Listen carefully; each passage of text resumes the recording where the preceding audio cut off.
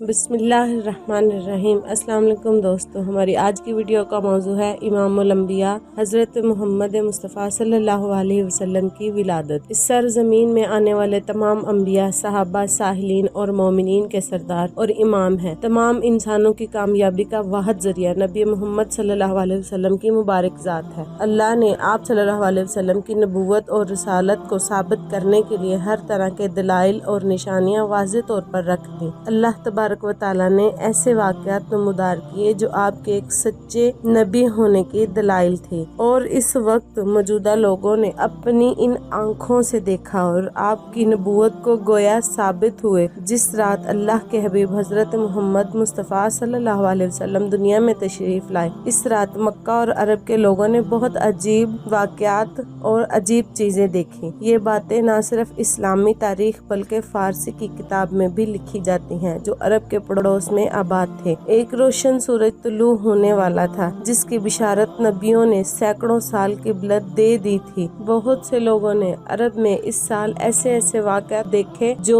इस बात की निशानी थी कि एक नबी इस दुनिया में तशरीफ लाने वाले हैं। और इस साल जमीन सरसब्ज हो गई, फसलों में इजाफा हो गया, दरख्त फलों से भरकर झूलने लगे, बारिशें खूब हुई, गोया ये खुशहाली का साल था। कुरैश ने ऐसा मौसम कभी नहीं देखा था। एक रिवायत में आप सल्लल्लाहु अलैहि वसल्लम ने फरमाया, मैं अपने बाप इब्राहिम की दुआ और ईसा बिन मरियम की बिशारत हूँ। मेरी माँ ने ये ख्वाब देखा कि इसके जिस्म से एक ऐसा नूर निकले जिससे शाम के महलात रोशन हो गए। जिस रात नबी सल्लल्लाहु अलैहि वसल्लम की पैदाइश हुई वो एक गैर मामूली रात थी, जिसके मुतल्लिक आपकी वालदा हजरत आमना फरमाती हैं कि मुझसे एक ऐसा नूर निकला, मैंने देखा कि इससे शाम के शहर बसरा के महलात रोशन हो गए। मैंने चंद ऐसी औरतों को देखा जैसे कि अब्दुल मनाफ की बेटियां हों। हजरत आमना फरमाती हैं, मैंने देखा कुछ मर्द फिजा में अपने हाथों से चांदी के बर्तन लिए खड़े हैं। इस रवायत को इमाम हाकिम ने नकल किया, जिसके मुतल्लिक इमाम सुतोई ने लिखा कि हजरत आमना ने शाम के महलात देखे, वो हालत बेदारी में था। हजरत उस्मान गनी की वालदा बयान करती हैं, मैं इस रात हजरत आमना के पास थी जिस रात नबी सल्लल्लाहु अलैहि वसल्लम की विलादत हुई। घर में हर तरफ रोशनी महसूस हो रही थी, सितारे करीब तर हो रहे थे, यहाँ तक कि मुझे गुमान हुआ कि ये मेरे ऊपर गिर पड़ेंगे। और मैंने खाना काबा को देखा, वो नूर से मुनव्वर हो गया। इलामा इब्ने जुज़ोई ने लिखा कि जब हुजूर सल्लल्लाहु अलैहि वसल्लम की विलादत हुई तो फरिश्तों ने ऊंची ऊंची आवाज से